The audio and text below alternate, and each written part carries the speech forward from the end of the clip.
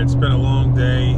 We had second day of depositions today in one of the creepy cop search cases. And this is the case on behalf of the Johnson family, who, when they saw the original creepy cop search video of the police officers inside my other client's house, when they saw it on YouTube, they got over their fear and decided to come forward about their own experience with these creepy cops.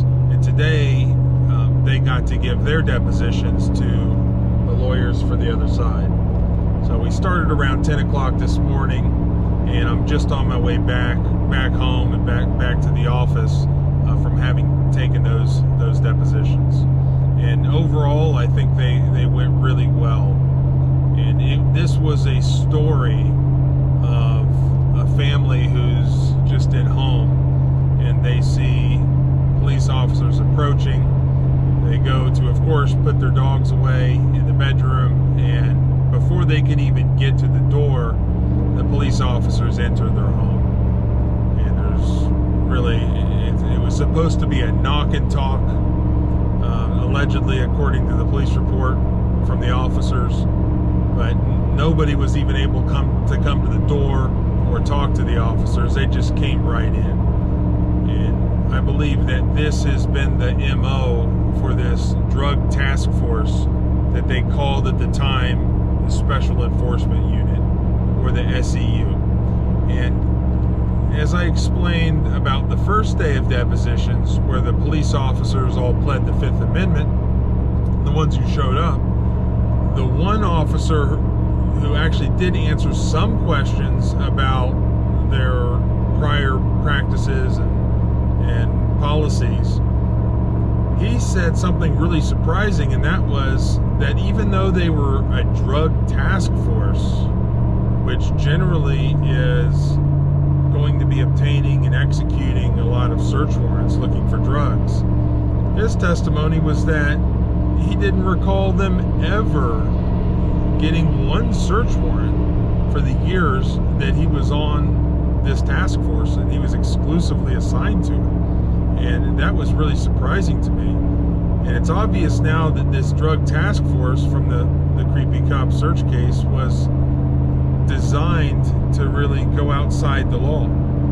So it was designed to allegedly go on these knock and talks. And what those are supposed to be are these consensual encounters where, just like a Jehovah's Witness or Mormons or anybody, or vacuum cleaner salesman, you can go up to somebody's front door, you can knock on it, and you can talk to them with their consent, so long as they sit there and talk to you and tell you not to get off the property. That's what a knock and talk is supposed to be.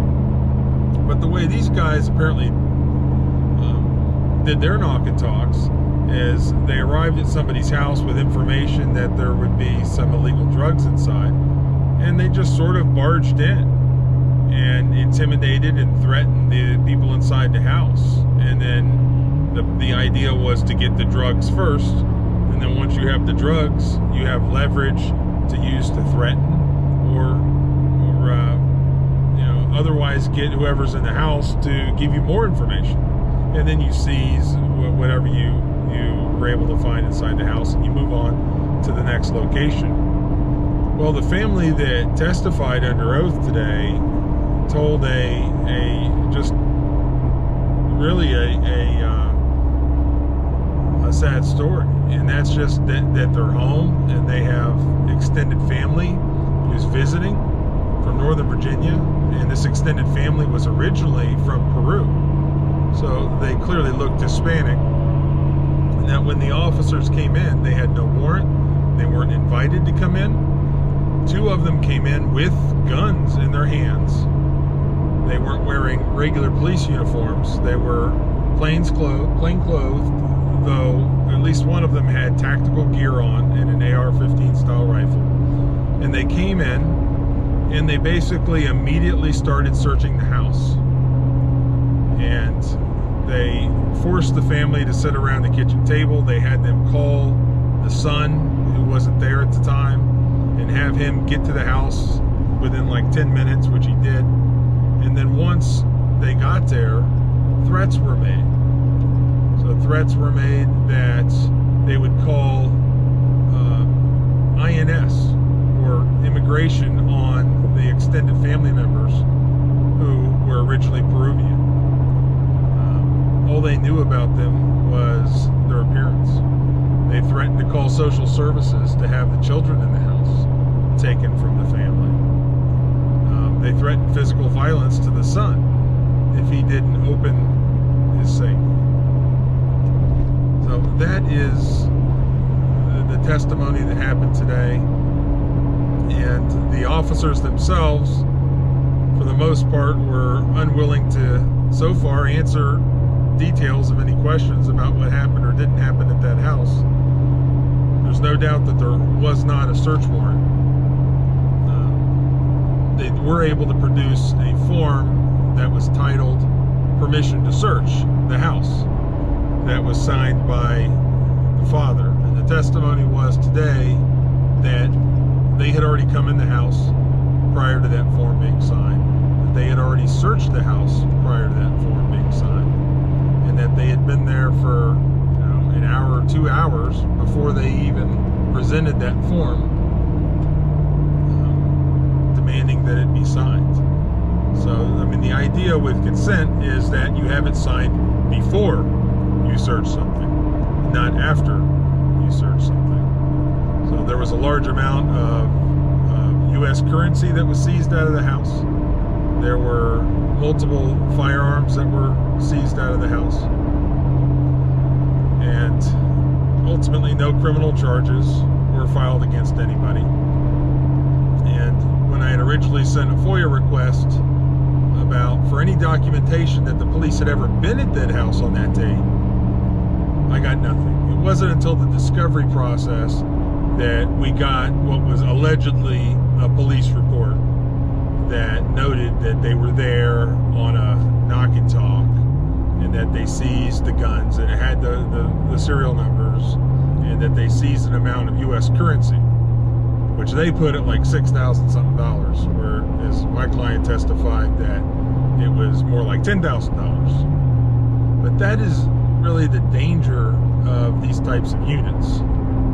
So if you've been following that case, this is again the case where the lawyers for the police officers are trying to stop basically you from seeing ever any of the video depositions of the police officers. And we found out why last time when it was time for their depositions, because they pled the Fifth Amendment over and over and over and over again. Now, two of the remaining police officers who have not been deposed yet, they're scheduled for later this week, and we'll see if they end up pleading the Fifth. At least one of them is coming with a criminal defense attorney, so I would imagine that might be the case.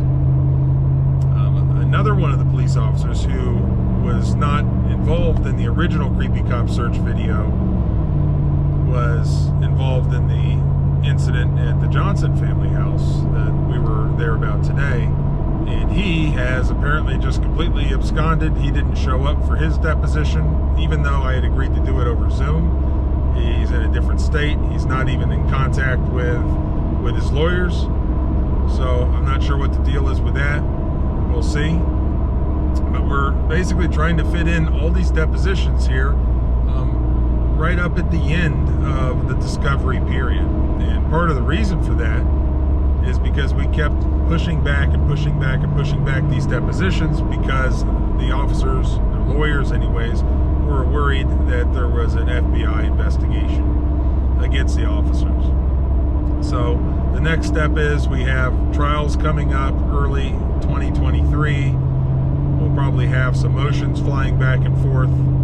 We're still waiting to hear from the federal court what the response to their motion is going to be regarding video depositions and whether they can be released even after the case is over. I've talked to some of the leading legal minds around the country on this, and they don't see how it would be constitutional for a federal court at this point to try to control beyond when the case is over, who can and cannot release public records, public information, video depositions from a civil lawsuit. So I'll definitely do an update video on what ends up coming out of that issue. So anyways, it's been a long day. I'll hopefully get another video or two done this week. I've got some other cases that I'm working on. Big Second Amendment case was filed. I'm going to be local counsel on that with the National Gun Rights Organization, where we are challenging the 18 to 21-year-old ban on purchasing handguns. That's a big case. I'm excited to be a part of that. I have another big case having to do with severe corruption in the correctional system, involving sexual abuse of women who are in state custody. And there's some big news there, and I'll explain that hopefully within the next day or so. We'll be filing suit. So make sure you subscribe if you're into this sort of stuff and you want to both follow along on these types of cases, and also keep up to date on civil rights law and things that interest me. So until then, remember, freedom is scary. Deal with it. I'll see you next time.